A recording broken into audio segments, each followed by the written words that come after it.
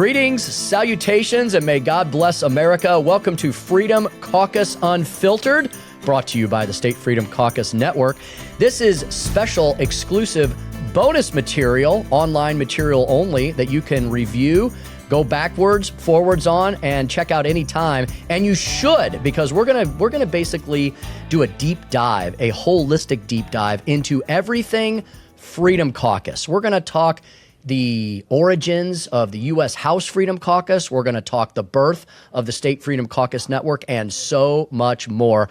I'm Tim Jones, Missouri State Director for the State Freedom Caucus Network. And this handsome gent next to me is current Missouri Freedom Caucus Chairman, Missouri State Senator Nick Schroer. Hey, this is going to be a great adventure that we're going on, connecting all of the Freedom Caucuses, all of those that care about freedom and liberty and power to the people. We're starting off hot. We've got some great guests, and I love the fact that we have the godfather of the Freedom Caucus, the State Freedom Caucus Network, the House Freedom Caucus, Andy Roth, on with us today. Now, for all of you who are noticing the difference between the three of us, Nick and I are wearing clothes that Andy prefers not to wear. I thought it was going to be the beard, but that is because we are, and this is the unique nature of this program, both of the extra bonus podcast material like you're listening to right now, and also the weekly feature, the radio broadcast, which also will then be podcasted, which will run on Nick and I's home mothership station out of St. Louis. News Talk STL. Freedom Caucus Unfiltered is going to come at you every single week. I mean, we could be on the East Coast in a couple days. We could be on the West Coast. We could be over in Europe, spreading these brush fires of liberty, as Samuel Adams once said. Because there's 15 Freedom Caucuses now all across the country, and Andy's going to tell us all about 15. them. That is awesome. 15, and how they came to be. Nick and I are, as we're speaking with you right now, coming to you live from the Missouri State Capitol. That's why we're dressed up in our duds today. The mini swamp. Yeah, one of the junior Jeff City swamp. Nick may have to bolt, just so you all know. Nick may have to. This is the awesome nature of coming at you live. Nick may have to bolt at any minute because the state Senate, Missouri State Senate, is in session, and Lord knows, Nick, what they're going to be up to today, right? You never know. We actually had a special guest in the Senate when I came up here. The 46th president of the United States, Joe Biden, it was actually Ronald McDonald. Oh, Ronald McDonald. Same difference. We're going to have pictures of that. Wanted to introduce him, but I had to get up here because I know Andy Roth is out there trying to make the 16th, 17th, and 18th Freedom Caucuses across America. All right, Andy, introduce yourself to the audience. Tell them a little bit about yourself, and then we'll start doing a deeper dive into all things Freedom Caucus. Hey, thanks, guys. I appreciate having me on today, and I just appreciate both of you doing this Freedom Caucus Unfiltered project, the radio show, the podcasting. I think it's amazing, and I think it's a great way for the various Freedom Caucuses to get their message out. But real quick about me, I'm a Midwestern guy. I'm from Kansas, and you and I we've all joked about our rivalry between Kansas and Missouri, but I went to school at the University of Kansas, had designs to be a stock trader. I was a stock trader for several years, but then I got the political bug and moved out to D.C. 23 years ago. I fell in line with the Club for Growth and ultimately left there after 18 years. But in my capacity in that position, I interviewed candidates for Congress, and I probably interviewed 2,000 of them, I think, over the course of that 18 years. And I was able to develop a lot of relationships with some of those candidates that got elected and joined the Freedom Caucus.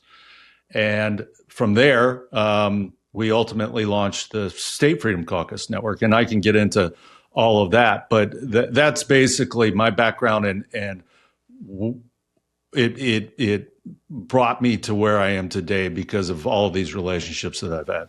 Andy, I would imagine that most folks who are watching us right now are familiar with the U.S. House Freedom Caucus. They're often in the news. They are the true conservative conscience of the Republican-led Congress, currently Republican-led Congress. They're always the conscience of the Congress, no matter if they're in the minority or the majority. Currently, Republicans are in the majority. So, Andy, a lot of people have probably heard of the U.S. House Freedom Caucus, but maybe we've got some folks who have stumbled upon this podcast and are willing to have an open mind and learn more about conservatism and freedom caucuses. So Could you tell us about the OG, the U.S. House Freedom Caucus? Tell us about its origins, why it was created, and what its current mission is. What are the folks up to these days? Well, this may come as a surprise to some folks, or probably not, but out of the 118, 119, 120 Republicans in the U.S. House, not all of them were conservative. And back in the day, back in the day, there was a conservative wing of the Republican caucus or the Republican conference in the U.S. House, and they called themselves the Republican Study Committee. And nobody knows that name anymore, but that was considered the conservative caucus. Well, over time, they started adding more and more and more members, regardless of their conservative bona fides, to the point that the Republican Study Committee became meaningless. So Jim Jordan, Mark Meadows, Ron DeSantis, Raul Labrador, I think there were 9 total. They decided that the study committee was no longer effective and that they wanted to start their own. And so they launched the House Freedom Caucus 11 years ago. And one story that Chairman Andy Harris, he's the current chairman of the House Freedom Caucus, he told one story about how you would do a Google search on the Republican Study Committee and the new Freedom Caucus, and the Republican Study Committee got a few more hits, but then all of a sudden the Freedom Caucus got more and more hits because they were actually fighting for conservative values. And that culminated very quickly after their launch when Mark Meadows filed the motion to vacate the Speaker, John Boehner. Mm-hmm. And ever since then, the Freedom Caucus has kind of been the North Star in the U.S. Congress. And in my relationships with all of them, we always discuss the idea of creating state freedom caucuses, because we all know, and I know you guys know this, that there are 50 swamps in the 50 state capitals. But for the first 7 years of the House Freedom Caucus, we weren't able to replicate that and bring it down to the state level. But finally, in 2021, I myself, along with Justin Ouimet, who at the time was the executive director of the House Freedom Caucus in D.C., we decided to make a go of it. So we launched the State Freedom Caucus Network. And it's like, I liken it to a college conference. So the SEC, where the Missouri Tigers play, or the Big 12, where the University of Kansas plays. The Freedom Caucus, the State Freedom Caucus Network is like a conference, and basically all of the State Freedom Caucuses are within the conference. And you mentioned before, we've got 15 of them. Minnesota was the most recent one. And our goal is to get into all 50 states. But we have 170 state lawmakers, including Nick. And the goal is to just get into all 50 states and just tell people what's really happening in the 50 swamps. And Andy, how do you roll these out? How do you pick and choose which states are going to be the next? Because we have red states like Missouri, we have blue states like Illinois, and then you have a bunch of other states that we know should have a Freedom Caucus. We know they are corrupt. We know that there are a lot of issues within their supermajority Republican Party or within the Democrat Party that need to be addressed by having a counterpunch of common sense with a Freedom Caucus. So what goes into the minds of you and Justin and all of the supporters within the State Freedom Caucus Network to figure out who's next, and what attributes are you looking for within those legislatures? That's a great question, and it's probably the question I get asked the most often. Like, we should have a Texas Freedom Caucus. We should have a Florida Freedom Caucus, but we don't. But we do have an Illinois Freedom Caucus and a Minnesota Freedom Caucus and a Maryland Freedom Caucus. And the very simple answer is we go where there are conservative lawmakers who actually want to fight. And the sad truth is that there aren't enough conservative lawmakers in places like Texas, Florida, Alabama, Kentucky, Utah, for us to assemble a Freedom Caucus. But there are in states like Maryland and Minnesota and Illinois and Missouri and South Carolina. And we believe that regardless of whether it's a red state or a blue state, if we can find conservative lawmakers to expose the corruption that's in these state capitals and call out not just the Democrats, but the weak Republicans who are saying one thing on the campaign trail and then not doing it when they get elected.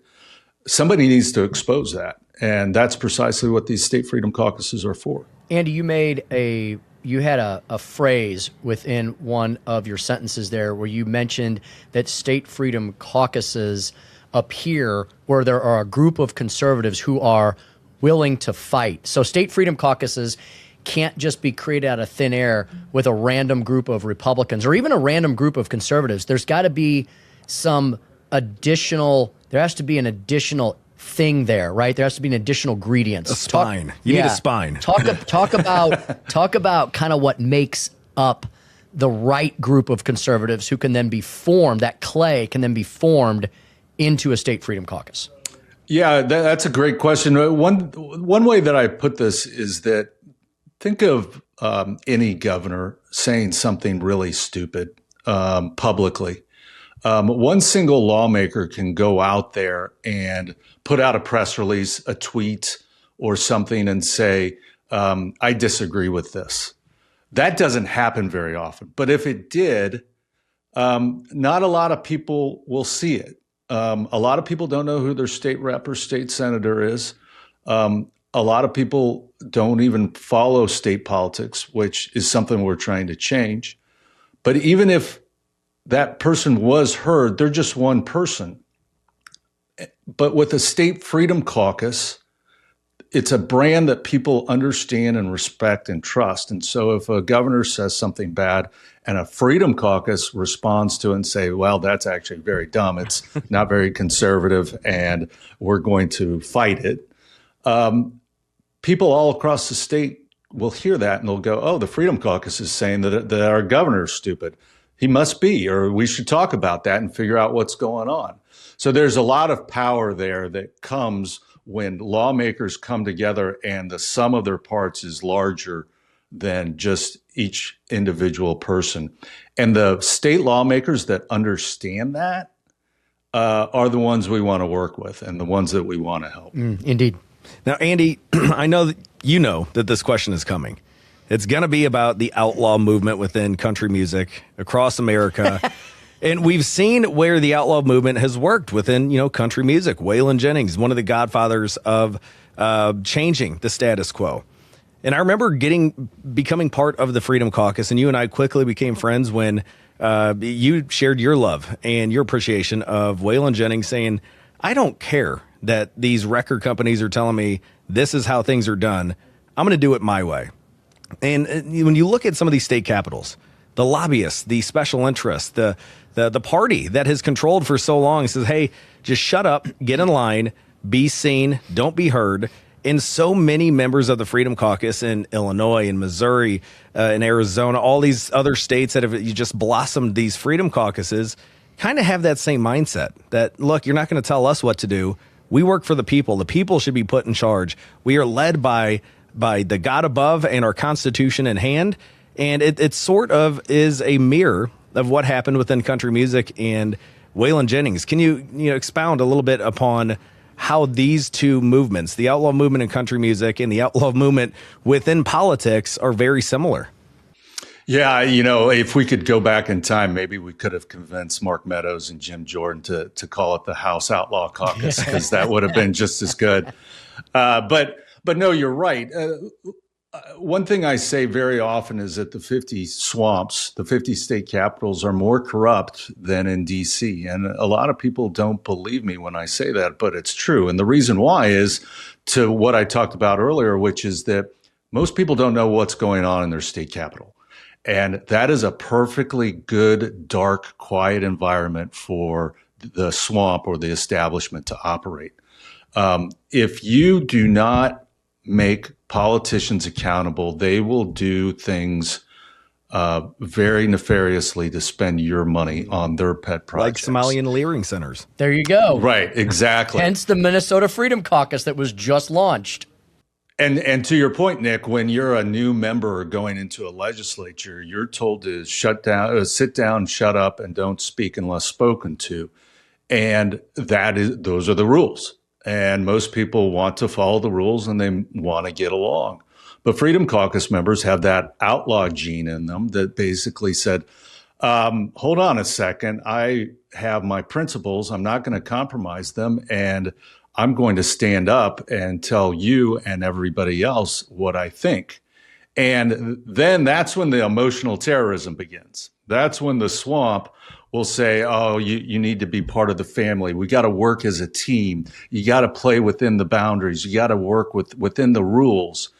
And ultimately, that does work for most people. But the Freedom Caucus, they've got this outlaw gene in them that says, nope, the more you push me, the more I'm going to push back. And I think that's an important ingredient for all Freedom Caucus members. Well, Andy, real quick, a follow-up on that. When you look at states like Texas and Florida, I mean, why don't we have enough legislators there that have that outlaw gene? Because we're talking about two of the historically states that have an outlaw movement within their history. What is preventing some of their legislators from kind of going against the grain and saying, yeah, we're going to fight back? So that's a great question.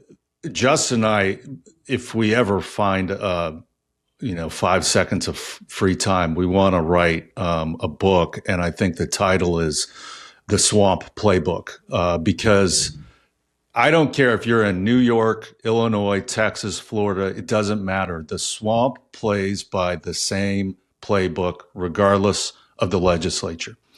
And the way it works in Texas is Republicans and Democrats come together as a uniparty, and they agree to share power as long as they're able to move the money, pay off the special interests, and have no obstacles in their way. Most Republicans that run for office have a liberal bent to them. And when you're in a red state like Texas, you know that in a lot of those districts, you can't get elected unless you have an R after their name. But that doesn't matter to these big government candidates. So they put an R after their name, get elected, and then work with the Democrats in order to move money to Republicans, essentially. Trans Republicans. Yeah, right. And so you have to bust through that. And it's very, very difficult because if you play that game, you're going to get a lot of money from the special interests. And if you fight that game, you're not going to get that money from the special interests. So it self-selects good conservatives out of the process. And so the only way to solve that is to bring these conservatives together under a brand that people trust and have them fight as an organized infantry unit against the establishment in all these 50 states. Amen. It's a great conversation. In case you've just tuned in halfway into this podcast or you've forgotten who the heck you're listening to, we want to welcome you to Freedom Caucus Unfiltered exclusive bonus coverage brought to you by the State Freedom Caucus Network. We're speaking with Andy Roth, the founder, the president of the State Freedom Caucus Network. I'm Tim Jones. I'm a former Speaker of the Missouri House, the state director, the chief cat herder for the Missouri Freedom Caucus, joined by my very good friend and cohort here, chairman of the Missouri Freedom Caucus, State Senator Nick Schroer. Andy, you talked about the interplay between the U.S. House Freedom Caucus and the State Freedom Caucus Network. Talk a little bit more about that important relationship. In what ways is the State Freedom Caucus Network connected to the U.S. House Freedom Caucus? In what ways are they not? And secondly, and I'll remind you this question if you forget it once you get through your answer, you mentioned that here we are barely, maybe not even 5 years since the launch of the State Freedom Caucus Network. It didn't exist 5 years ago. There were 0 State Freedom Caucuses. Now there are 15. Why has the movement been so popular? Yeah.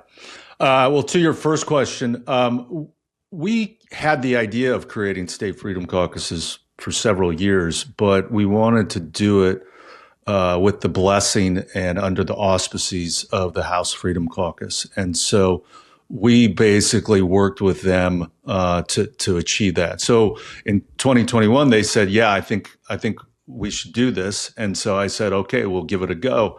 So there is a direct and formal relationship with the House Freedom Caucus. The way I see the grand vision of it, though, is that it's just like the major leagues. Major League Baseball, which is we've got our major league team in D.C., but we don't have a farm team, and so that's the void that we fill. So whether it's the Georgia Freedom Caucus, the Missouri Freedom Caucus, South Carolina, on, we need to help the public identify who the true conservatives are in the state capitals, help them fight their fights in those state capitals. Mm-hmm. And if a seat opens up in Congress, we now have the ability to identify who the true conservatives are who could possibly run for those seats. Like in Georgia. Which has happened many times. Colton Moore. Correct. But not just for Congress, but for statewide office too. Right. So Denny Hoskins was a member of the Missouri Freedom Caucus. He's now Secretary of State. Alex Collodon was a member of the Arizona Freedom Caucus. He's now Arizona's Secretary of State. Well, and it goes the other way too, like in Texas with Chip Roy. Right. And so Chip Roy is a member of the House Freedom Caucus in D.C., but he's running for Attorney General.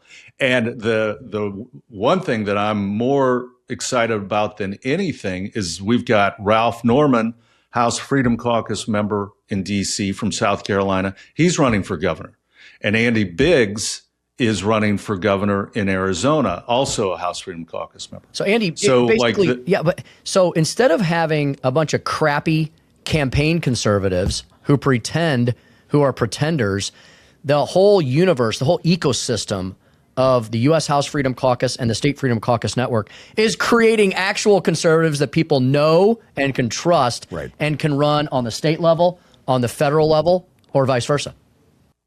Yeah, and the great thing is that people know and trust the Freedom Caucus brand. So if you're a state Freedom Caucus member and you're running for re-election, or you're running for Congress, or you're running for statewide office, and you say, I'm a Freedom Caucus member, that immediately validates you as a conservative lawmaker. Mm-hmm. And so we struggle so hard to fill Congress with good conservatives. Now we have a farm team to help make that get even better.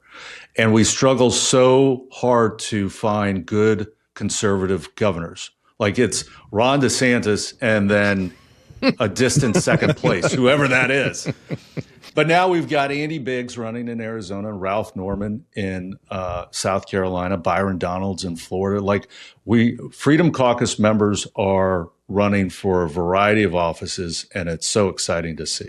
And that's why what we're doing isn't just a national effort or a state effort. It is a nationwide effort that is what's most exciting about all of this. Well, in all of these states that have Freedom Caucuses, even the ones that don't, they're reliant upon the grassroots. They're reliant upon people paying attention to politics, that know the Constitution, that know right and wrong, and they know who's got a spine and who doesn't. How can we tap into nationwide? How can we tap into the grassroots that are sick and tired of the status quo, of the corruption in the Texas Capitol and the Vermont Capitol or in Washington, D.C.?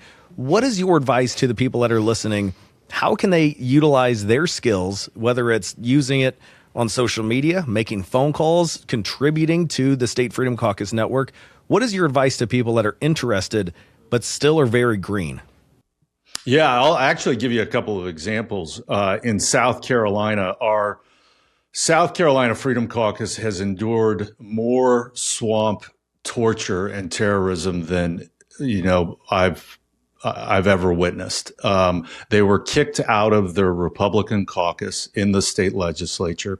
They had millions of dollars. I think in the last election, they had $10 million spent against them to try and defeat them. They all survived. They all got reelected. And the reason why is because every week the South Carolina Freedom Caucus has a Zoom call with their grassroots. And when they first started these Zoom calls, there was only 5 people on the call. And then the next time there was 20, and then there was 50, and then there was 100. And these aren't just individual activists. They're also grassroots people who have an audience of their own. So ultimately, you had thousands and thousands of people participating on these Zoom calls that got informed on what was happening in the state capitol. So then when the swamp in Columbia, South Carolina would say something, these people were already well informed and said, no, you're actually lying to us because the Freedom Caucus said X, Y, and Z. So that's a great thing that the grassroots can do if you have a state Freedom Caucus in your state. Another example I'll give you is in Wyoming. Our folks there, we only started with 8 people, 8 state lawmakers in the Wyoming State House. We quickly doubled to 16 just organically because their colleagues were like, whoa, you guys have your act together. You're speaking the truth. We know that the Cheyenne Swamp is lying. We want to join. So they doubled from 8 to 16.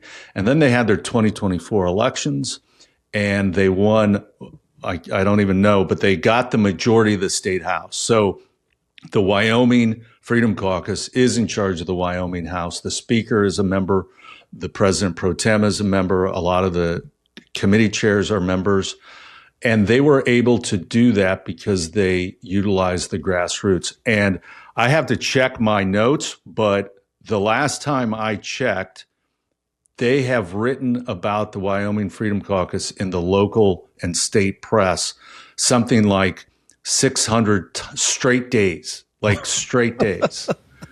And it's because the Wyoming Freedom Caucus has gotten into the minds rent-free of the swamp and the corporate media and the lobbyists to where they have to talk about them every single day.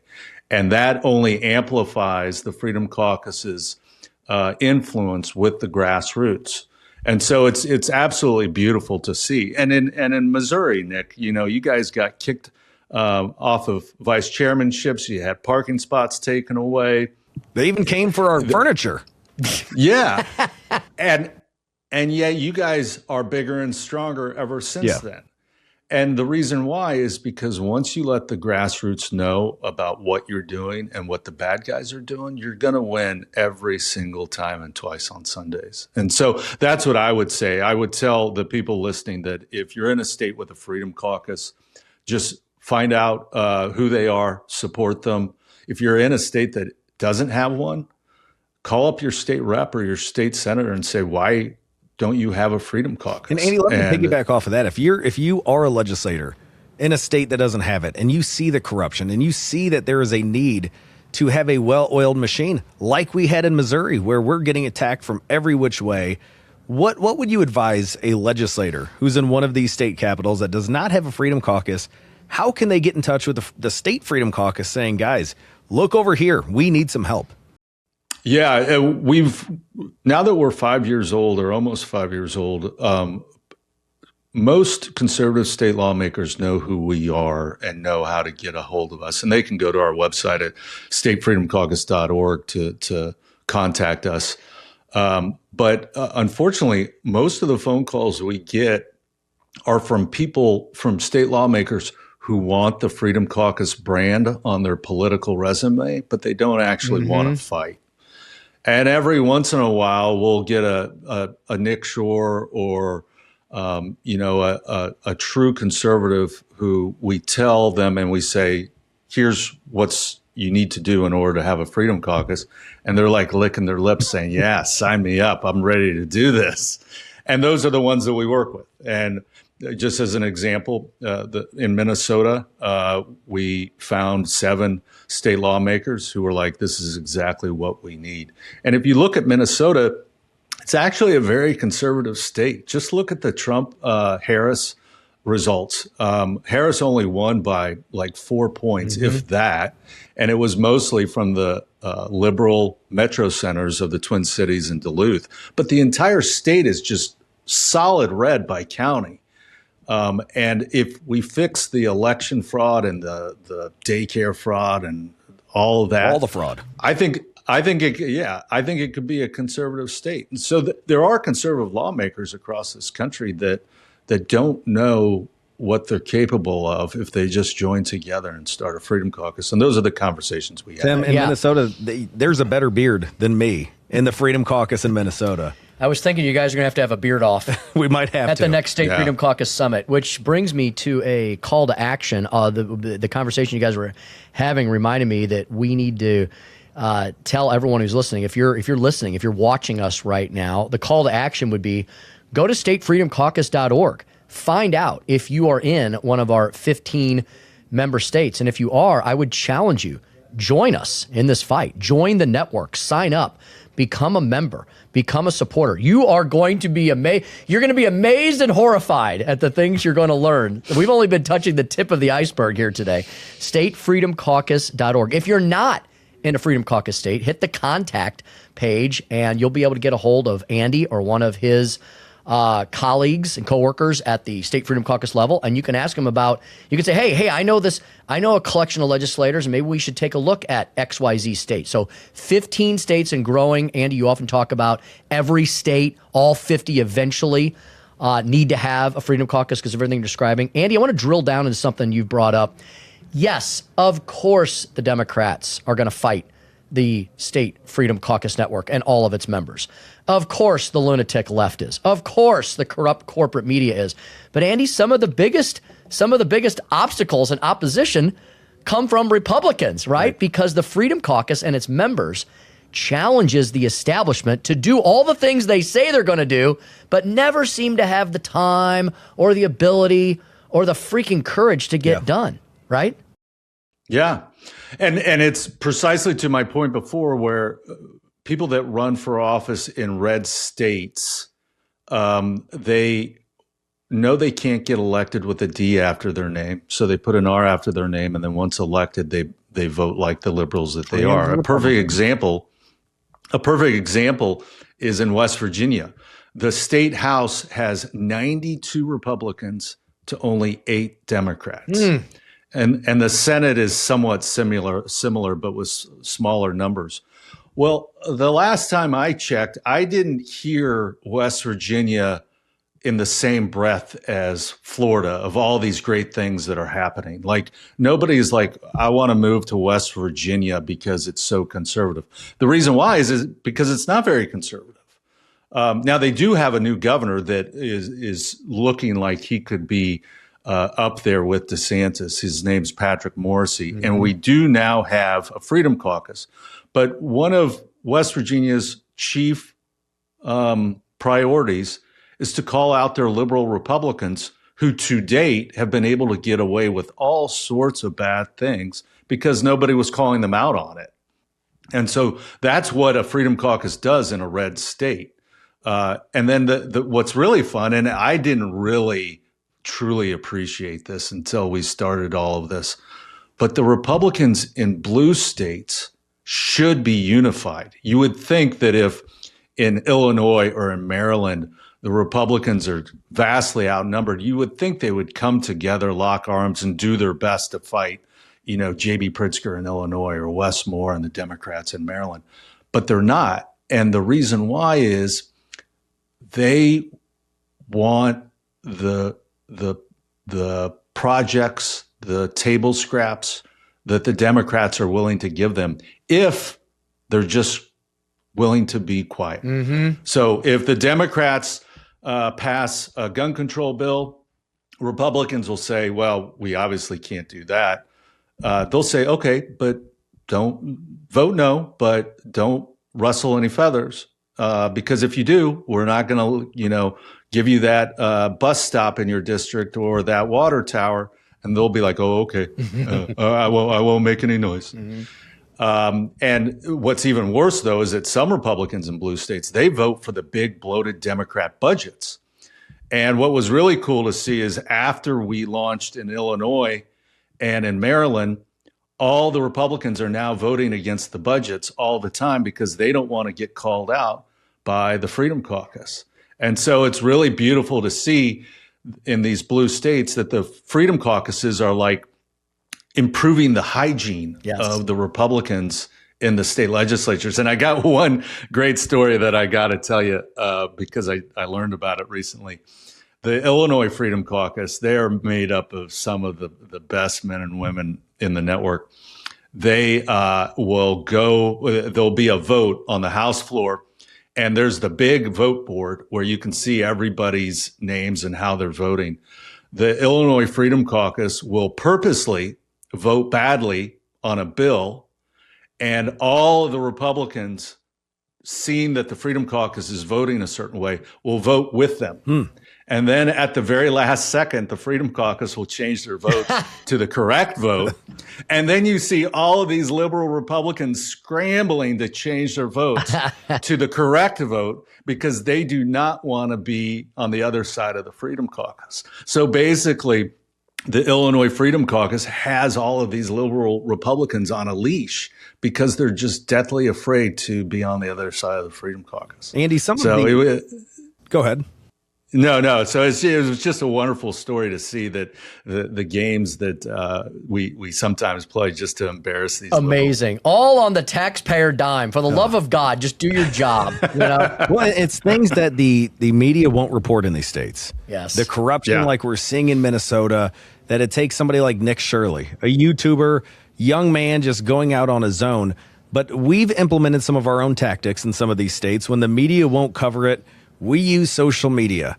There are a couple stories that you've shared with me that have happened in other states, still in its infancy, when state freedom caucuses were able to focus on certain members, dig into their history. And I know we say trans Republicans, not rhinos. You know, they got these people that are masquerading as something that they're not. They're identifying as a Republican, but they're voting like the Democrats that they truly are. And I remember some of these states that maybe it was a trans bill, maybe it was men and women's bathrooms, where a Republican actually had some tendencies of the left that the Freedom Caucus exposed. The media did not, but it was because of the Freedom Caucus that set the tone and changed the narrative, and actually, because of that, got these bills to move to the governor's desk. Tell us a little bit about some of those tactics and some of these stories where fighting back actually is victorious. Yeah, I've got a great example for you. In South Carolina, the local press was barely reporting on a bathroom bill, keeping boys. Actually, it was the sports bill, keeping boys out of girls' sports. The Freedom Caucus forced the state house to take up the bill, and it was the Freedom Caucus got that bill all the way to the 1 yard line. But a lot of Republicans were siding with the Democrats to kill it. And so what did the Freedom Caucus do? They reached out to Riley Gaines, who's been a fantastic national advocate for keeping boys out of girls' sports. She tweeted out that the Columbia Swamp in South Carolina was blocking this bill. And you should have seen it. All these liberal Republicans on the state House floor were looking at their phones, and it was blowing up. And they quickly backed down and they let the bill pass. And it wasn't because the corporate media was reporting on this. Right. It wasn't because they were getting pressure from lobbyists. It was because the Freedom Caucus said, we're not going to play by the rules that the corporate media is gatekeeping our stories. We're going to go directly to the grassroots. We're going to go directly to social media, and we're going to expose the swamp that way. And that's what they did. And they were able to pass a bill simply by doing that. Yeah, look at that. It's passing bills. It's passing the right bills as well as killing the bad bills, exposing all of these things, whether for passage or whether for termination, that need to be done, that the Rhino Republican establishment won't do. And Andy, this is probably a subject for another entire additional podcast, but one of the things that we've all learned over the last many years, I think we knew this intuitively, but you and Justin and all of our mentors at the State Freedom Caucus Network have really highlighted, underscored, and underlined, is we really need to focus on state budgets, because state budgets are just as out of hand and out of control as the federal budget, aren't they? Yeah, they are. I mean, state budgets are, because things are so quiet at the state level, billions and billions and billions of dollars are being spent, and people don't know that that money is being used to restrict their liberties, take away their livelihood, doing all nefarious things. And Republicans will side with Democrats and vote for these bloated budgets. And the one thing that we say is that when you vote for those things, you are literally and actively declaring to your voters that you do not think that the current government in its current shape and size is big enough, and you want it to be bigger. And I can't tell you how many states I've seen where budgets pass unanimously, whether it's Alabama or Vermont or Utah, it doesn't matter. In the states where there are not freedom caucuses, budget bills often pass unanimously. And I can tell you, and I know the listeners know this, is that when Democrats and Republicans agree on a budget, you know that the taxpayer is getting screwed. Indeed. And so The uniparty at its finest. Yes. At the end of the day, a state legislature's one job is to pass a budget. And what Freedom Caucuses do is advocate that not only does those budgets stop growing, but they start reducing in size. Now, Andy, we hear all the time, and you hear it in the corporate media, that the House Freedom Caucus in D.C., they're on their last leg. You got members like Chip Roy and everybody leaving. But now you see all of these different recruits. We're seeing the same thing happening in states like Missouri and Wyoming, where we're growing. The Freedom Caucus membership is growing, and it's kind of the cool thing. You know, the old outlaws on campus are now the guys that everybody's like, hey, how can I join? How can I be a part of this? Where do you see the State Freedom Caucus Network growing in the next 5 years? I mean, the first 5 years have been phenomenal. 15 members and growing, 15 states and growing.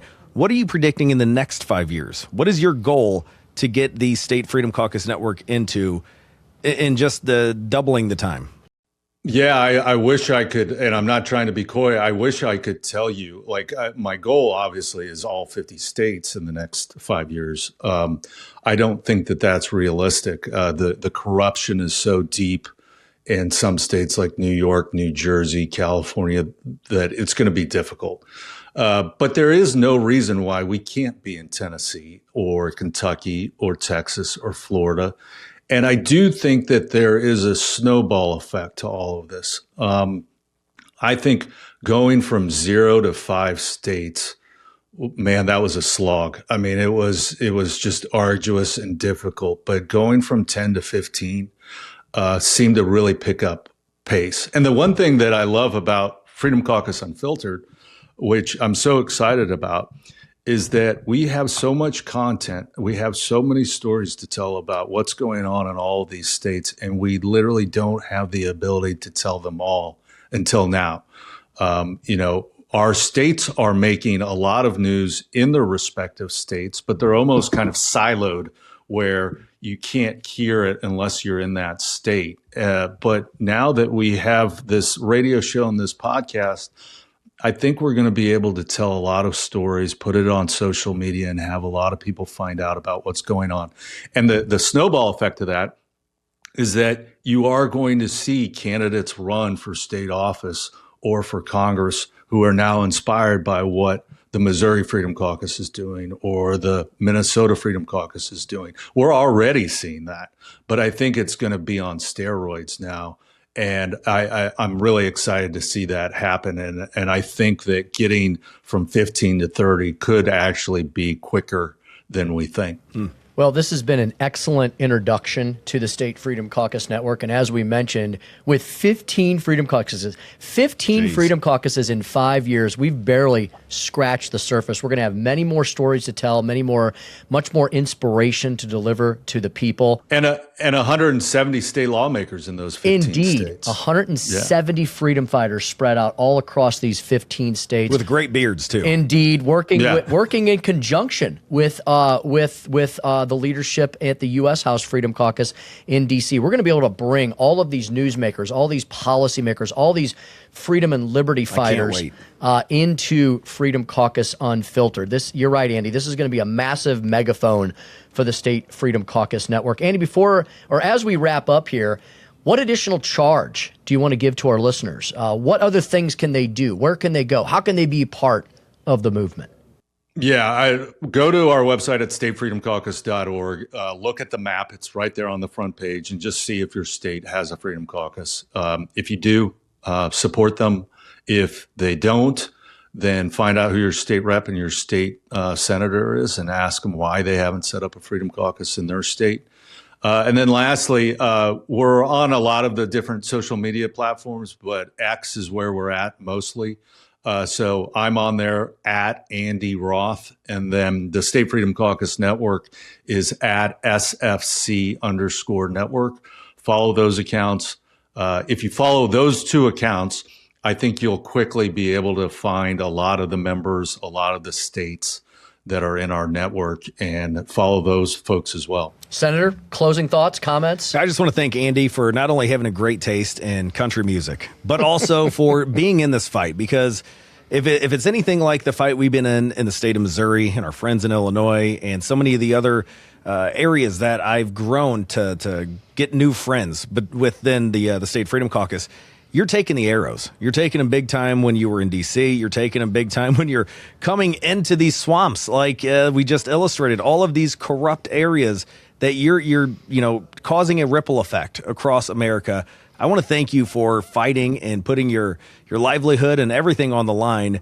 I know the stress levels are always high, but because of you, we're now allowing for members and non-members in certain states to have hope that, putting their name on the ballot, running for office, there is light at the end of the tunnel, and it is with the State Freedom Caucus. Mm-hmm.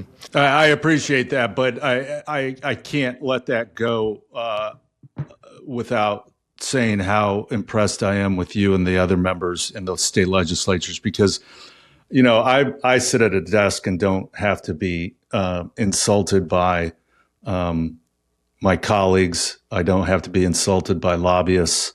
I don't have to be insulted by governors for just being conservative. The state lawmakers in the network, those are the true heroes, because, man, they are taking not just arrows in the chest, but knives in the back. And just the pettiness of politics is so disgusting. And it's the state lawmakers who have to endure the most. And so it's just a privilege to be able to work with true conservatives. And it literally is the best part of my job, is being able to work with folks who know what's right, know what's wrong, and lead with conviction. And I'm just thrilled to see it every day. It's the best part of my job. Well, if you enjoyed this podcast today, which we know you did, and if you want more, which we know you do, then I want you to continue to listen to Freedom Caucus Unfiltered. You can find us everywhere online. Just as Andy mentioned, go to the State Freedom Caucus Network X feed. You can go to statefreedomcaucusnetwork.org. We emanate from the mothership of News Talk STL out of St. Louis, Missouri, but we're going to be ringing this bell of freedom and liberty all across the land. And Tim, anything that we do live, we're going to put on all of the interwebs. Al Gore created the internet just for us. And that's where we're going to put everything that we do. Follow us, like it, share it with all of your followers so we can continue spreading this brush fire of liberty known as Freedom Caucus Unfiltered. And wherever you get podcasts, all you have to do is type in Freedom Caucus Unfiltered. All these podcasts, all the original broadcasts, they'll pop up. You can listen to them in order, or you can jump around and pick and choose depending on the newsmakers are going to be bringing to you, which are going to be everyone from Mark Meadows to our own Congressman, House Freedom Caucus member Eric Burleson, Freedom Caucus members who are running for statewide office, Freedom Caucus members in statewide office, all of the chairman, the vice chairman, and the 170 legislators all across the states. All of our allied partners. This is going to be a one-stop shop for all of you who are wanting to know, is there anybody out there trying to save the nation? I would say yes, and it starts with the U.S. House and the State Freedom Caucus Network. Only daddy that'll walk the line. This outlaw movement has not gotten out of hand, by the way, Andy Roth. It's going to get out of hand when we save America and we are finished. If anybody has stories happening in your neck of the woods, whether it's on the East Coast, West Coast, northern part of the United States or in the southern part, share it with us. Get it into Andy's hands. Get it to us, because we will cover it first, and it'll be unfiltered. Until next time, for Andy Roth, founder, president of the State Freedom Caucus Network, Missouri State Senator and chairman of the Missouri Freedom Caucus, State Senator Nick Schroer, and I'm Tim Jones, Missouri State Director for the State Freedom Caucus Network. You can find us anywhere and everywhere under Freedom Caucus Unfiltered. Carry the torch of freedom forth, and may the Liberty Bell ring loudly across the land. Until next time, this is Freedom Caucus Unfiltered.